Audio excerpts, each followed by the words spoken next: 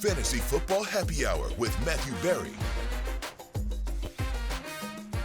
Welcome to the Fantasy Football Happy Hour. I'm Jay Croucher, Matthew Berry, Lawrence Jackson, the hardest working man in showbiz, Connor Rogers. Connor, do you know what show you're on right now? No, let's just roll. I'll just talk. Connor just shows up, asks me a question, show me some tape, let me break it down. I'm on time. Yes, you are. I'm dressed. I'm ready to go. I'm ready to go. Let's do this, Mets pod.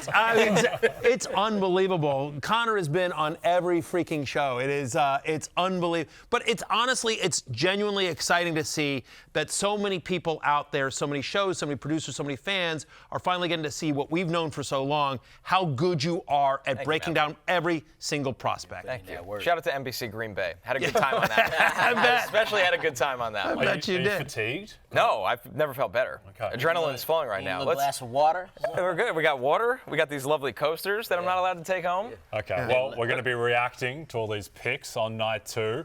We've got water for the three of us. That looks like Jägermeister in Matthew's cup. My big. And we'll be here all night. What are you guys looking forward to the draft? Start with you, Lawrence.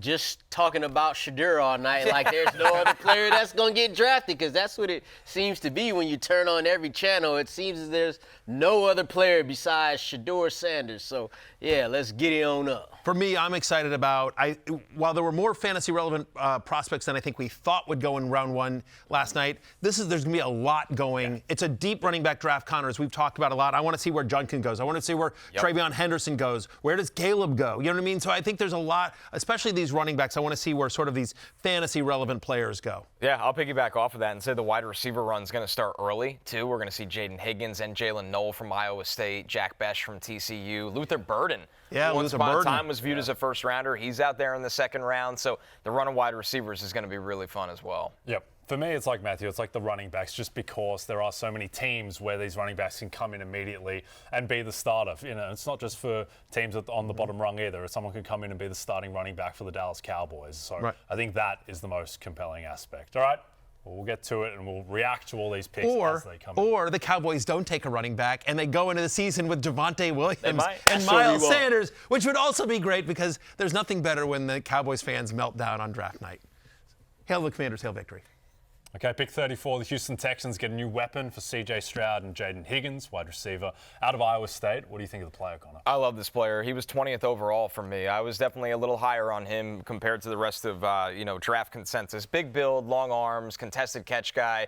I think good separator underneath slant routes. He's not going to run away from a lot of people down the field, but he doesn't have to. A-plus tracking skills. He showed that at the Senior Bowl. Really productive in the red zone the last 2 years. 15 touchdowns over the last 2 years. Only 2 drops per each of the last 2 seasons. So reliable hands, great positioning, just a ball winner on the outside, but he did get to play inside in this offense as well. So versatility for Jayden Higgins. C.J. Stroud is going to love seeing him out there at wide receiver. Yeah, I think great landing spot for him dynasty-wise. The concern here is, you mentioned, not a great separator, right? And so you think about that offensive line, which was a brutal issue for the Texans last year, and so far, they haven't addressed it this offseason, really, or in the draft yet. So we will see when everything is all settled, but you worry about C.J. Stroud having enough time to get the ball to these guys. And by the way, you think about this offense last year. Now, I know they fired the offense coordinator, but still, they had Stephon Diggs, they had Tank Dell before he got injured, and it wasn't like those 3 guys were all productive at the same time. They want to be more balanced on offense. They still want to run the ball with Joe Mixon. So I don't know,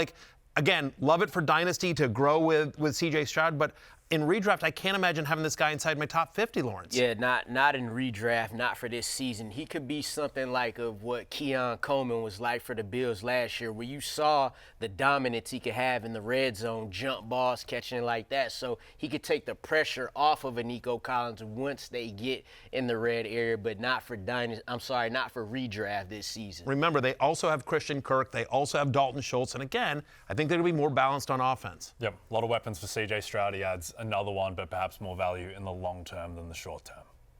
Bit of a surprise, pick 36, the Cleveland Browns take Quinshon Judkins from Ohio State. He was plus 700 to go before his teammate TreVeyon Henderson. But what do you think of his fit on the Browns? What do you think of the player? Right move for me. I had him ranked over Henderson. I love this player. Battering ram, violent. You look at the Ole Miss tape before he transferred to Ohio State. 73 snaps in the slot or out wide. The pass catching ability is there. He just didn't have to do it at Ohio State. But once again, the ability to run through contact, 221 pounds. So this is somebody that is, jacked from head to toe. oak tree legs, does not fumble. You got a blend of elusiveness, power. I think this guy's going to be a star. I really do. In this scheme, I think he's going to be a star under Stefanski. He's going to be a workhorse.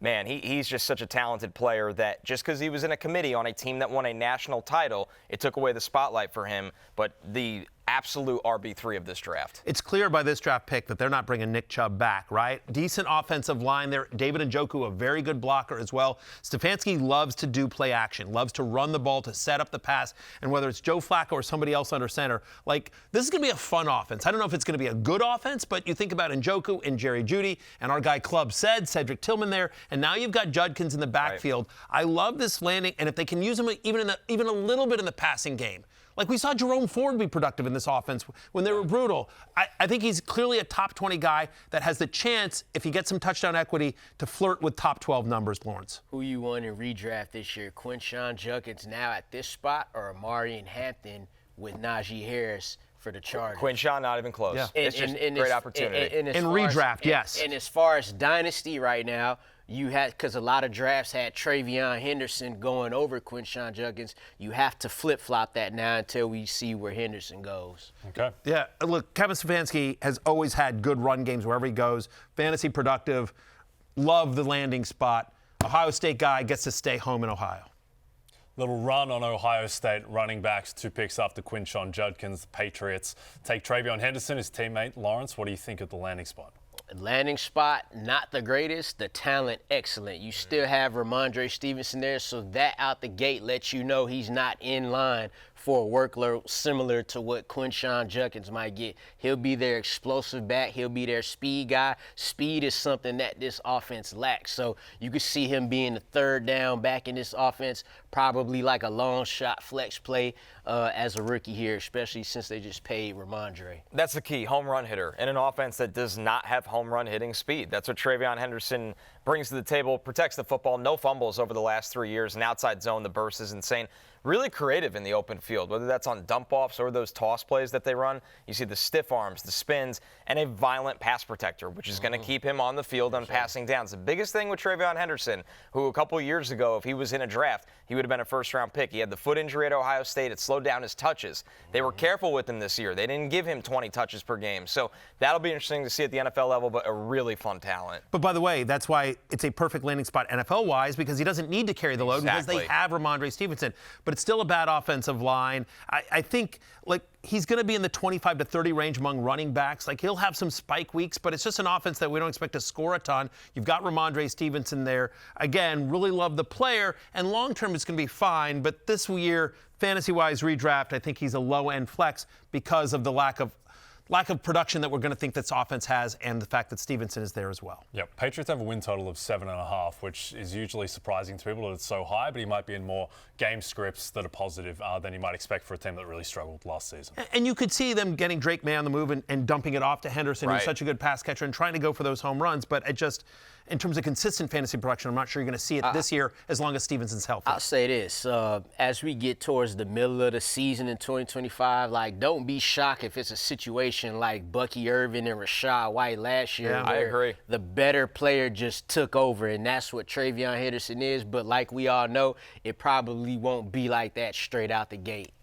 Okay, well, there's no more excuses for Caleb Williams, Connor. No. How much help does he need? Another weapon in Luther Burden III out of Missouri, pick 39. What do you think of the player? This is a really interesting landing spot because he does so many great things after the catch. And in that offense, DJ Moore has done a lot of that. Listen, in 2023, when everything was clicking for Luther Burden, 724 yards after the catch. After the catch. He reminded me of Brandon Ayuk that year. This year, the production fell off. The offense was a mess. There was times where he looked frustrated. But when you watch this guy at his best, I thought he played bigger than his size. He could play anywhere on the field. He could play inside and outside. He can win vertically. He can run those shallow crossers. Last 2 years, 19 for 35 on contested catch situations. For a guy that's not a big wide receiver, he plays bigger than that. They ran the slot fade with him a lot. He looked really – I saw bigger ceiling in the right NFL offense.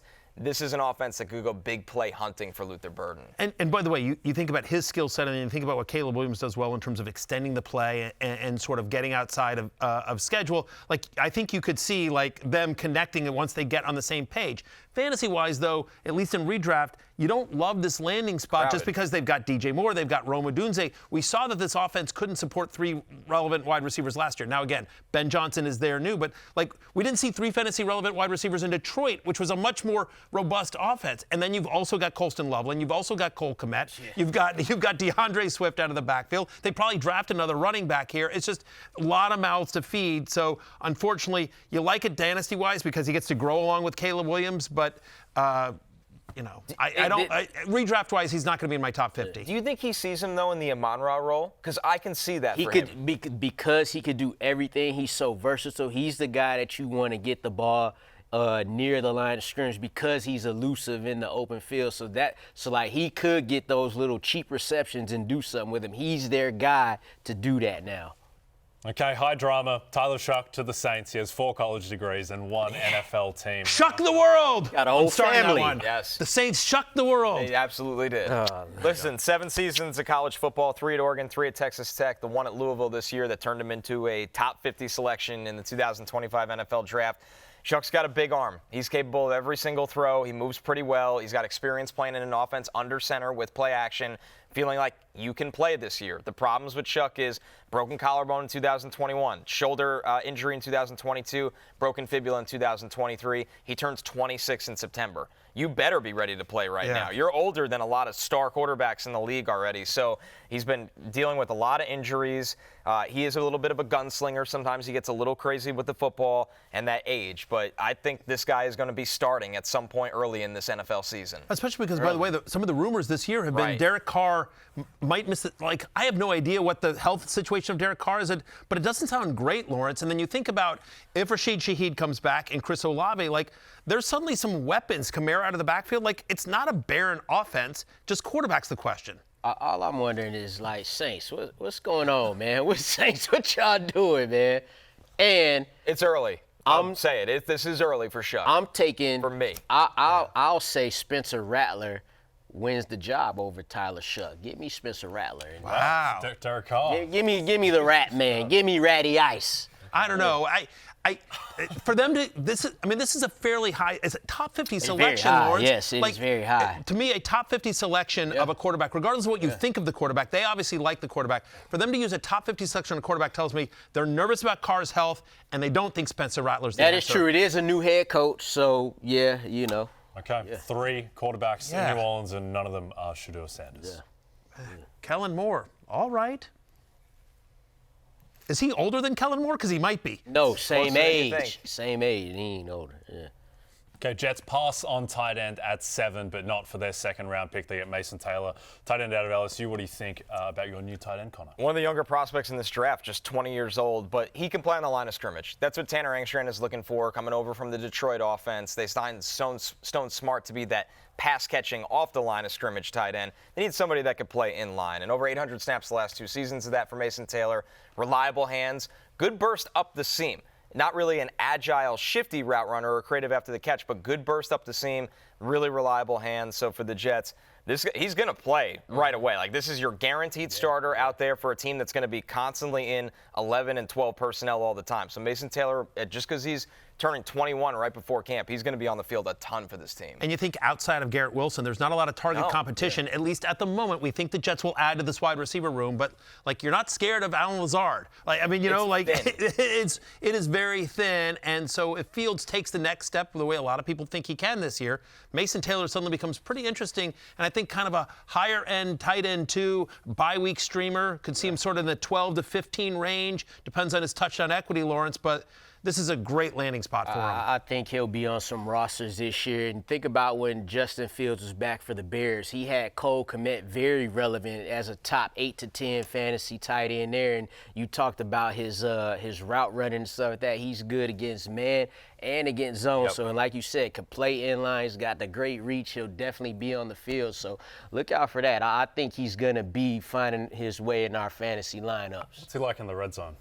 Just okay. Not a ton of production there so far because he's not a big jump ball contested catch guy.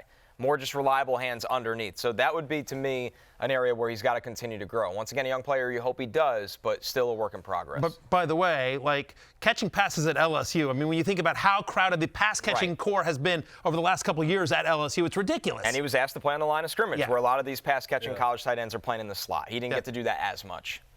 Kyren Williams, Puka Nacua, Devontae Adams, and now Terrance Ferguson, tight end out of Oregon. T-Ferg, as he's known affectionately, another weapon for Matthew Stafford. What do you think of the fit? Love it. Love the fit, right? It seems a little early for him, but on this offense, it makes sense. This is somebody that has speed. He's pretty explosive. 2 years ago, he caught 6 touchdowns. There was a lot of mouths to feed in that offense this year, but he still had 591 yards.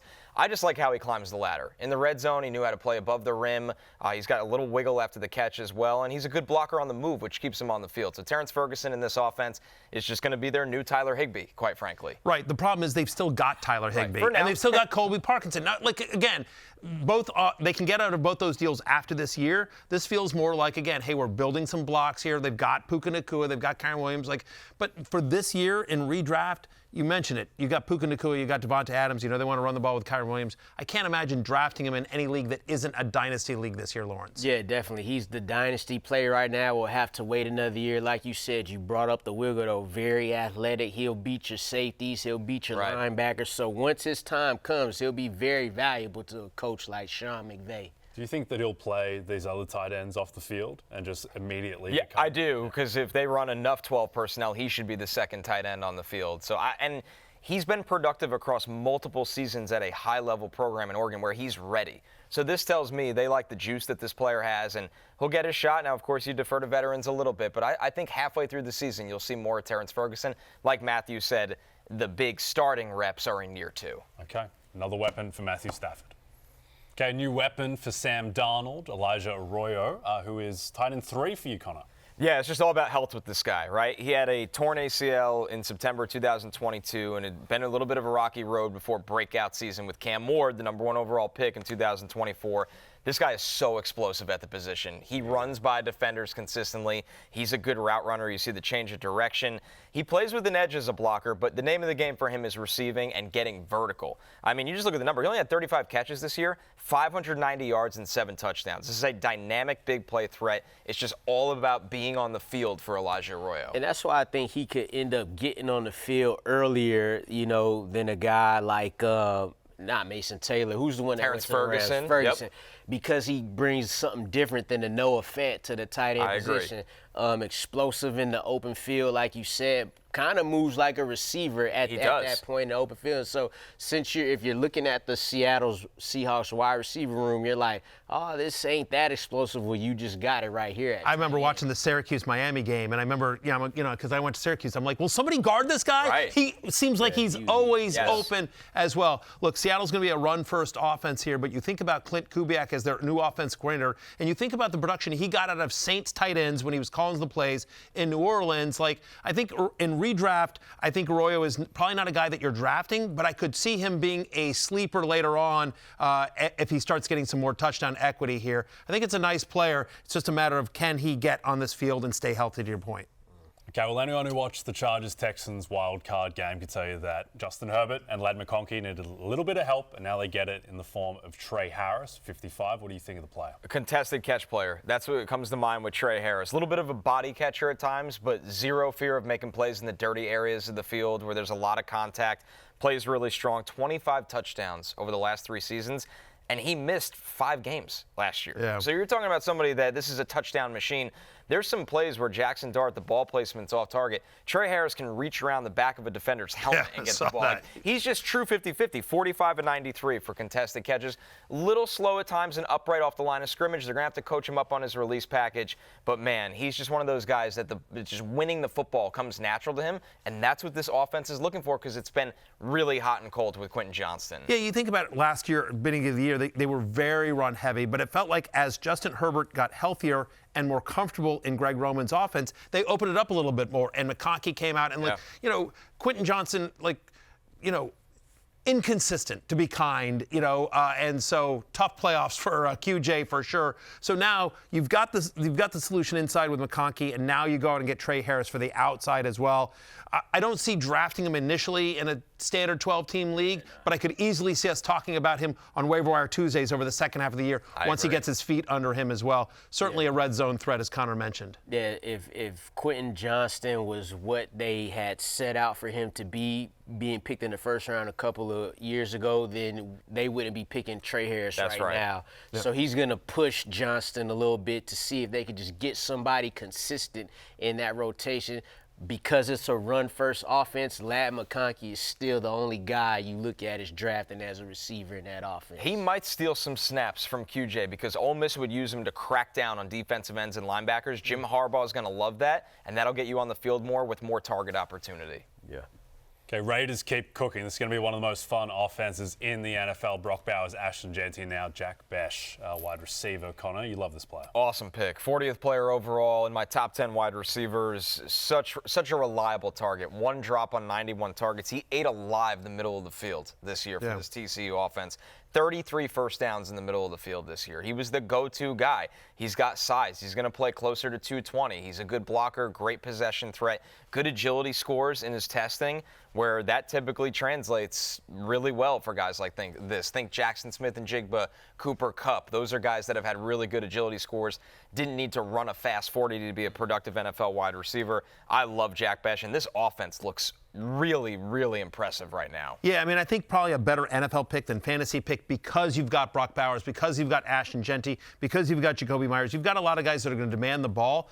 But again, when you think about the middle of the field and people are paying so much attention to Bowers, Bech is going to have his opportunities. So probably somebody that we're going to be talking about on waivers over the second half of the season. Lawrence, maybe not somebody that you draft immediately in a normal-sized league, but an awesome pick for the Raiders. And Geno Smith quietly, suddenly very interesting. Right. He's going to run more under Chip Kelly, and he's suddenly got a lot of weapons, and you're going to have to worry about Jeanty as well. I think he'll end up being their most complete receiver. I would say the only thing he don't give you is the downfield vertical, but he's still quick. The routes is great. The hands are great. He's a strong wide receiver.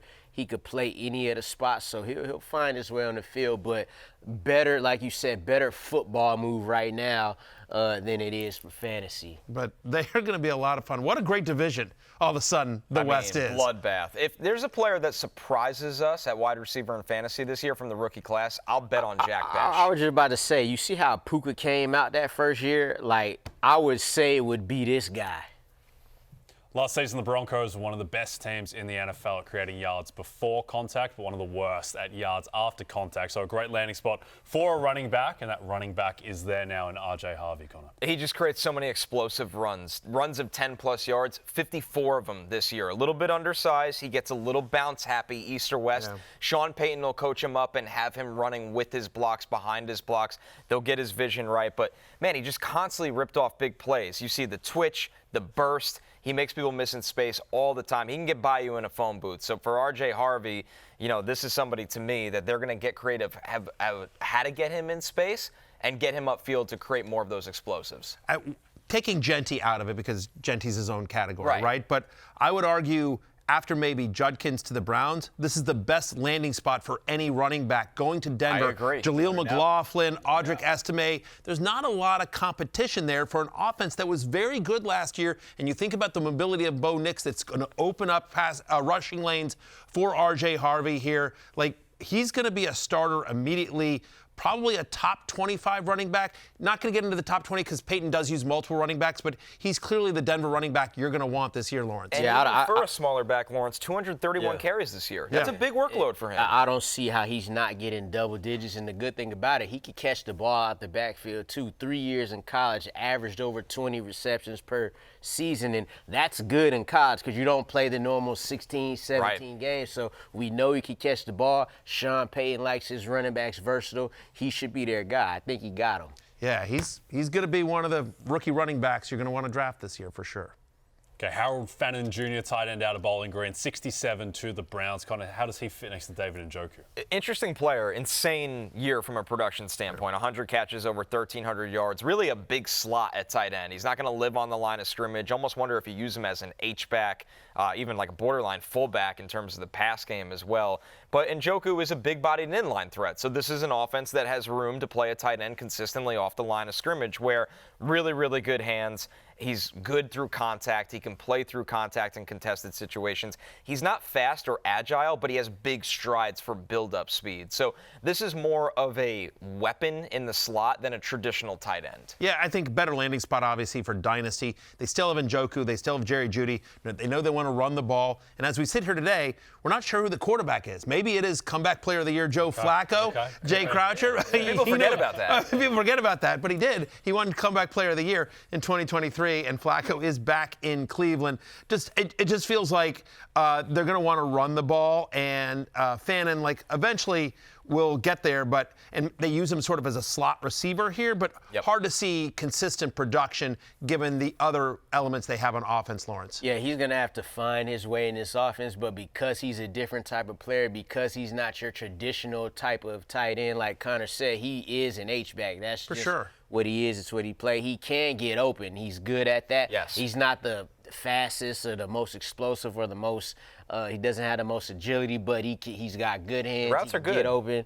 Yeah, he could do some of that stuff, but because he's different, it'll give him a chance. Yeah, it just feels like, given what we saw last year out of Fannin, a disappointing landing spot, at least for this year, in terms of fantasy. You can win this job, Kenny Pickett. You will be the man throwing to Howell Fannin Jr., not Joe Flacco. Maybe he'll win comeback player of the year. I'm okay with that. Let's go Kenny Pickett.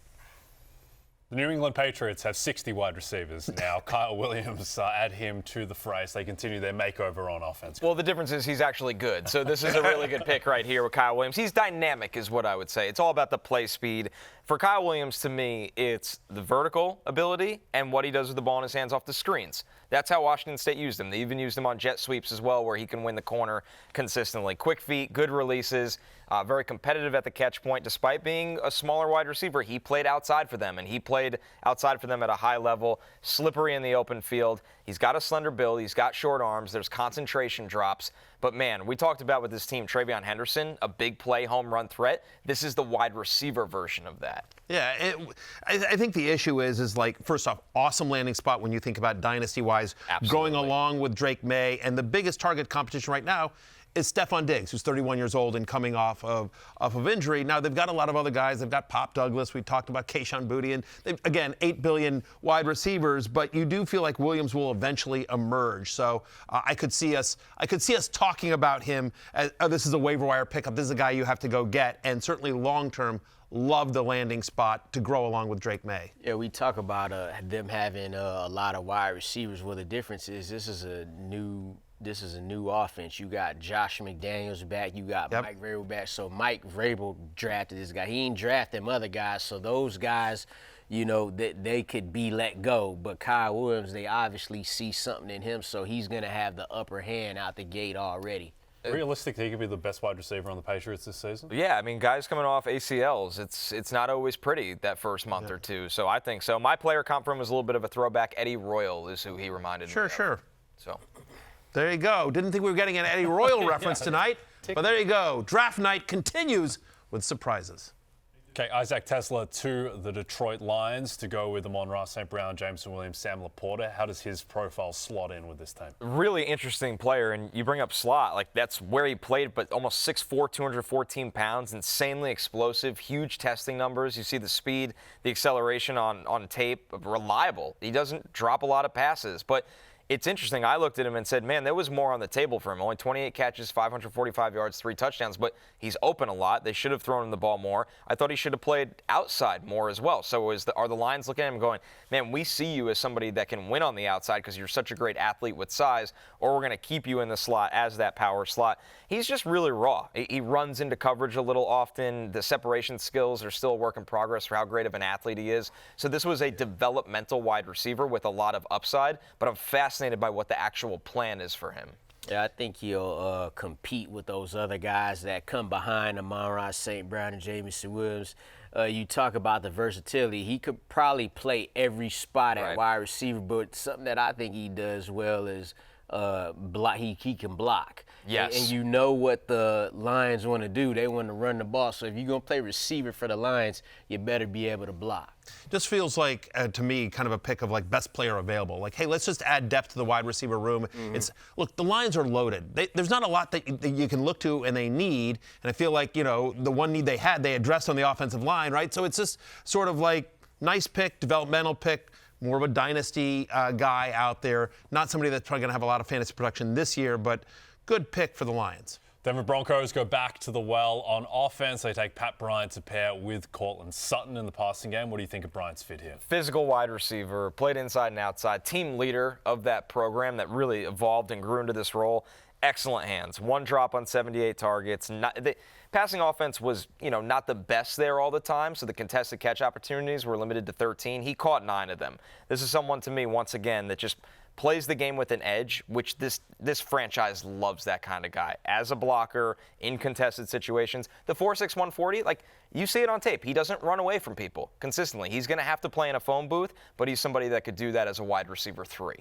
It's interesting when you sort of think about the Denver Broncos. I would say Courtland Sutton is 30. Evan Ingram is injury prone. Those are the 2 pass catchers you're going to want from the Broncos offense. But you could certainly see a scenario where Bryant plays his way, either because of injuries or whatever, into significant playing time at some point this year. We're still waiting for that Marvin Mims breakout. I loved Mims, but the one thing I will say is that Mims was the first draft pick of the Sean Payton era. And we're like, oh, look, Sean Payton got his guy. And we're still waiting for Mims to get consecutive snaps. Right. So Troy Franklin's there. Right, exactly as well. So, like you said, it's an interesting pick and certainly interesting for long term.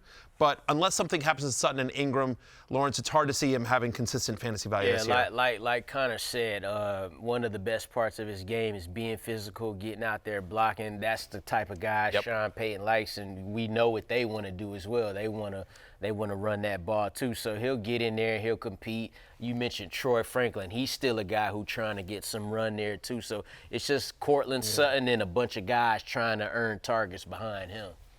Houston Texans have found an inefficiency. Just take Iowa State wide receivers whose name starts with J. They've taken Jalen Noel to pair with Jayden Higgins. What do you think about this pick? Reminds me of a wide receiver in this division in Josh Downs. That's who I saw. Now, you think of this team, obviously, the significant injury to Tank Dell, and that opens up a role that kind of makes sense for Jalen Noel. He's got excellent speed, excellent explosiveness, change of direction, so quick in his routes. You just see him constantly shift gears, and that's really hard for corners to stay sticky in coverage with a guy like this. And he also has a lot of experience as a returner, over 15 yards per punt return in 2024, so they like the special team aspect as well. Obviously, a little bit undersized. He's not going to play on the perimeter. That's why they have Nico Collins, and they took his teammate, Jayden Higgins, to do that as well. So I love the landing spot here and think he can make an impact here as a rookie. Yeah, I think Kirk, they can get out of the Christian Kirk deal after 1 year, so you sort of think about the future here. And it's clear that, C.J. Stroud took a step back last year. So much like we've seen the Bears do with Caleb Williams, the Texans are saying, let's give a lot of weapons here to C.J. Stroud. They lost Stephon Diggs. Tank Dell's injury is very serious, so let's get him some weapons. Now, we still want an offensive line here, but Higgins and Noel are both pretty interesting for the Texans long-term, Lawrence. Yeah, they're trying to fill spots. Lose Stephon Diggs, get Jayden Higgins. Lose Tank Dell, get Christian Kirk and Jalen Noel. Pay attention to what they do during the camp. Yes. That could probably dictate what happens with Christian Kirk and Jalen Noel. Yeah, it just sort of, it feels like it certainly helps. I feel better about C.J. Stroud this year, I guess, than I did previously. Again, would still like some more offensive line. All of the stuff considered, they won a playoff game too. Yeah, it was it's crazy because they still won a playoff game. They got in the playoff game, but this is good for. It's a great landing spot long term. You like to see the teammates together there. That's fun. Yep. Christian Kirk drinks free, by the way. Wide receiver 2 to wide receiver 4 in 2 hours. Najee Harris' era is officially over, much to my chagrin. The Caleb Johnson era begins. Perhaps it will be superior to the Najee Harris era. Connor, what do you think? A flawless fit. Arthur Smith loves to run a ton of zone. Caleb Johnson, although he's a big-bodied back, the patience, the vision, he kind of glides to the second level of the field. He's perfect for zone. Consistency was phenomenal this year. He ran for over 100 yards in 9 of his 12 games. And when he gets to the second and third level, he can run through you. He's got a vicious stiff arm as well, takes care of the football. 262 touches in that Iowa offense this year, no fumbles. So I don't care that the 40 time wasn't great. This is a football player. Physical, smart, good vision, ready to roll, ready to be a workhorse.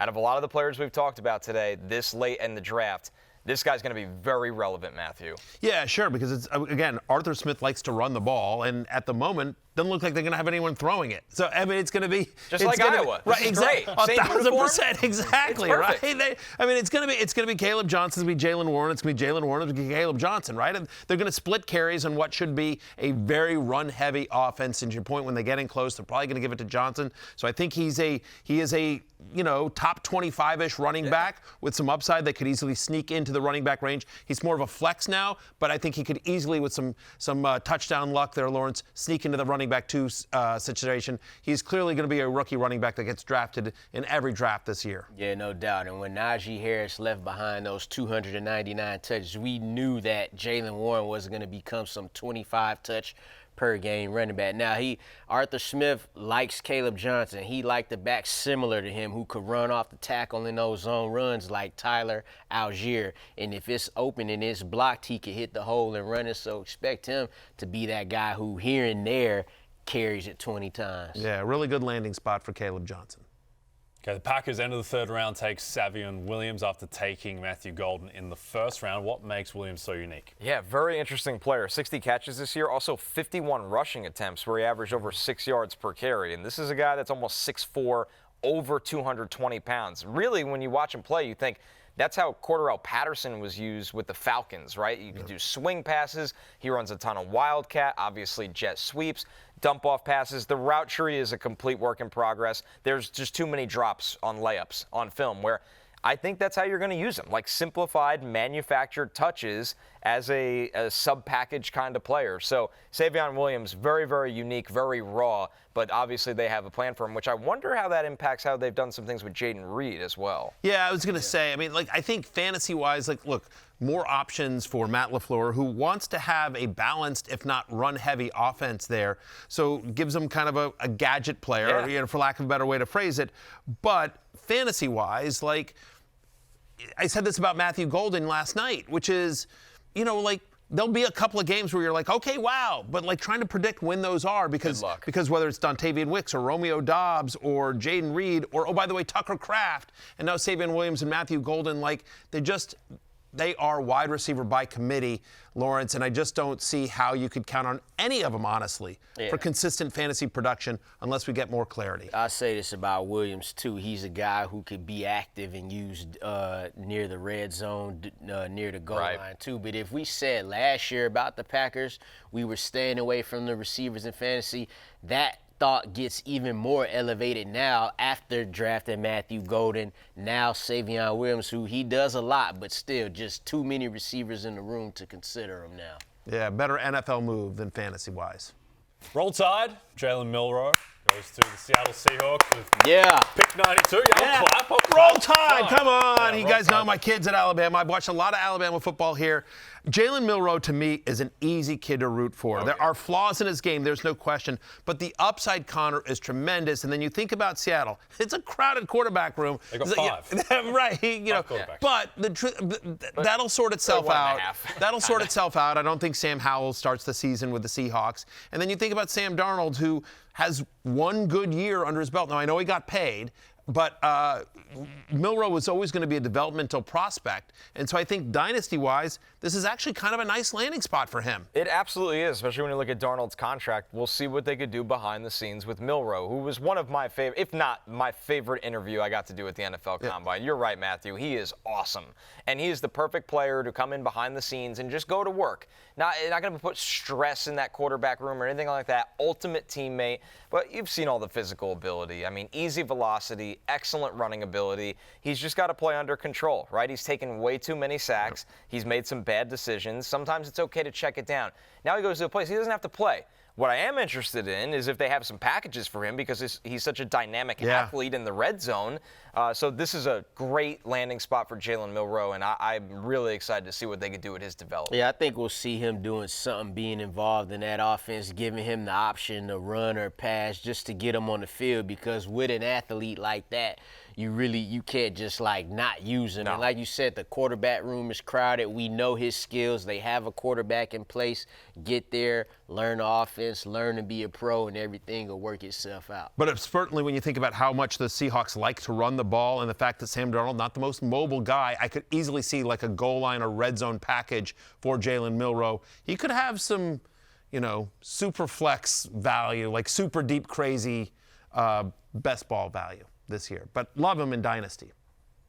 Okay, we have descended into farce a little bit now with Dillon Gabriel going to the Browns before Shedeur Sanders is taken. Connor, what's your take here? Let's talk about the player first and Dillon Gabriel, and then we'll get into the situation. Gabriel, multi-year starter at UCF, multi-year starter at Oklahoma, finished his career playing for a really, really good Oregon team, right? This is a classic, high floor, very, very low ceiling backup quarterback at the NFL level. Incredibly smart. Takes care of the football. 1.7 turnover-worthy play percentage this year is remarkably low. He doesn't make mistakes. He plays very safe, and he's always done that throughout his career. He's accurate with touch and timing. He doesn't drive the ball outside the numbers. He's not big. He's not even 6 feet tall. He's very undersized. Doesn't have physical traits. That's why you project him as a backup, a point guard. It is stunning here, guys, to hear Dillon Gabriel's name called before Shedeur Sanders. To me, it's stunning to hear his name called also before Will Howard, Kyle McCord, but that's a different conversation. We're talking about a guy like Shedeur Sanders that it's jarring that this happened. You're the Cleveland Browns, and you're sitting there with Kenny Pickett and comeback player of the year Joe Flacco. That's the only guys in your quarterback room. Like, why not take a flyer on Shedeur Sanders at this point? I understand if you didn't want to use it on an early pick, but clearly wasn't on their board, just not on the board. Right, it's just crazy to me that, look, we've seen some quote-unquote famous falls in the draft, right? You think about Aaron Rodgers, right. You think about Will Levis, who people had going early and wound up in the second round, Johnny Manziel, but still, for him to basically be potentially a day 3 pick or not drafted at all, right. This is shocking to me, Lawrence, as you sit there wearing number 2 for the Buffs. This is blasphemy. In fact, I ain't even going to – I'm going to watch my words. I'm going to just say, congratulations, Dillon Gabriel. You're an NFL quarterback. Indeed. We are just weeks removed from Shedeur Sanders being favoured to go in the top 3 of the draft, and now we are in the 90s. So I think this is pretty unprecedented from that perspective. It's been, the story of the NFL draft over the last 2 days. There has to be more to this story that will come out. Of course. There has to be. Okay, we're going to close out with one big takeaway from the draft. Matthew, kick us off. I think, what an unbelievable landing spot for Quinshon Judkins. Yes. You know what I mean? Again, you think about a Kevin Stefanski offense. Did you know he was once Coach of the Year? A lot of people forget that. Twice. Yeah, that's the problem. It wasn't once. I know. But one of the things that he really likes to do offensively, but everyone knew about the first one. I think they just forget about the second one. Yeah, very fair. One of the things he likes to do offensively, obviously, is run the ball, set up play action. And so you think about this Browns offense as it's currently constructed with a pretty good offensive line, a very good blocking tight end in David Njoku, questions at the quarterback position. And so Judkins, who's going to just get a ton of work. Connor, you love the player as well. Oh, yeah. Ohio State kid, gets to stay in the state as well. I think after Ashton Genty, he's in a class by himself. There's an argument to be made that Judkins should be the number 2 rookie running back going in fantasy drafts this year. Yeah. And you know who might be number 3? Talking about landing spots, RJ Harvey, 2nd-round pick for the Broncos. You talk about backs like Amari Hampton, TreVeyon Henderson. We considered those guys better running backs than RJ Harvey, but Amari Hampton's got Najee Harris. TreVeyon Henderson's got Ramondre Stevenson. RJ Harvey has Jaleel McLaughlin, Audrey Estime. He might already be at the top of that depth chart. And like I said earlier, he can catch the ball out of the backfield. He could end up surprising some people. Yeah, another rookie running back that landed in a nice spot, I think, is Kaleb Johnson. Goes to a run-first offense under Arthur Smith in Pittsburgh. Jaylen Warren, very different kind of player. They're going to do a 1-2 punch. Kaleb Johnson's basically be the Najee Harris role from last year. Top 25-ish running back in fantasy drafts this year. Arthur Smith's zone scheme, it's built for him. He's used to having a heavy workload this year. He's built for it, and he wear the same uniform, basically, going from Iowa to the Steelers. That's going to be a great spot for Kaleb Johnson. Guys, day 2 was the day of value and scheme fits, and I look at Jack Bech going to the Raiders. I had him 40th overall. They took him close to the 60th pick. This is someone, to me, when you look at the fit, Geno Smith and Jackson Smith and Jigba, that clicked this year. When I watched Jack Bech play, he can play like JSN. He's got the agility. He can win over the middle of the field. He dominated the middle of the field in college this year. Chains mover. I think Bech, and this is a crowded offense because it's a good offense. Yeah. Shout out to the Raiders that crushed day 2 of the draft. Brock Bowers and Ashton Genty are going to be awesome, but there's still room for somebody else to step up. I think Bech is going to find himself fantasy relevant earlier than people expect. Yeah, a lot of toys for Chip Kelly to play with. This could be a really good offense. Be a fun offense for definitely sure. a guy you want to try to get in Dynasty. Some people could still might be sleeping on him a little bit, but I think he's the best all-around receiver on that team. I'm with you. What about you, Jay? Well, speaking of a lot of toys, speaking of crowded offense, I thought one of the most interesting aspects of day 2 was what the Texans did with particularly to Iowa State. Yep. Wide receivers in Jayden, Higgins, and Jalen, Noel. That wide receiver room has just been completely revamped. I think that was a franchise that just looked at what they were dealing with at the end of the season, with the injuries they dealt with. Stephon Diggs obviously no longer there. Tank Dell. This doesn't signal great things about where he is at, and hopefully he gets better and is able to return. But this room that was dependent on John Mechie at the end of last season, that now there is explosiveness. There are different aspects to complement Nico Collins, who was a guy who was in strong contention for Offensive Player of the Year before he hurt his hamstring. So just a completely different passing game outlook for C.J. Stroud. Yeah, it just seems like much like what the Bears are doing for Kaleb Williams. Like they're giving him weapons, and the same with the Texans. Like I'd still like Houston to improve that offensive line before we're all done. But yeah, you feel a lot better about C.J. Stroud's fantasy value this year than you did last year. Yep, I particularly remember that game, I think on Christmas against the Ravens, where Stroud just had no answers, and it just felt like he was rattled, that it felt like that whole offense had taken a huge step back, and just to give him some more outlets beyond needing to fix the offensive line. But I think that will be a story of the season, C.J. Stroud bouncing back and looking like the guy that he did in his rookie year. Okay, that's us done, Matthew. That's how it's done. Well done. Yeah, done. 2 days of the NFL Draft in the books. Day 3 coming up. Fantasy Football Happy Hour will be back Monday morning to break it all down. So you don't have to go home, but you can stay here. For Lawrence Jackson, Connor Rogers, Jake Croucher, I am Matthew Berry. We will see you on Monday morning. Peace out.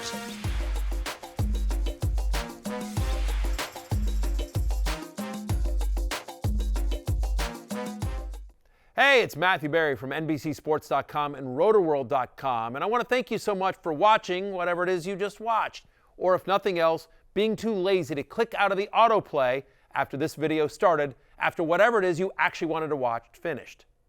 But now that you're here, I'd like to take a moment here to ask you respectfully now, okay? I'm asking you respectfully to subscribe to the NFL on NBC YouTube channel.